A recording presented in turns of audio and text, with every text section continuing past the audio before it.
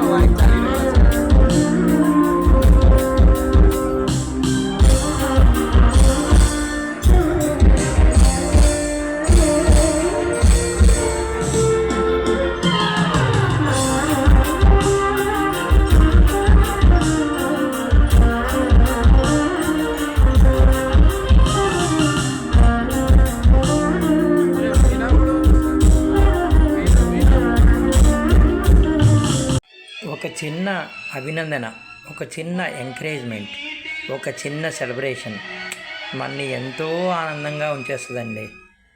ఇలాంటి కార్యక్రమాలు మనిషిలో ఎంతో ఆనందాన్ని నింపుతాయి.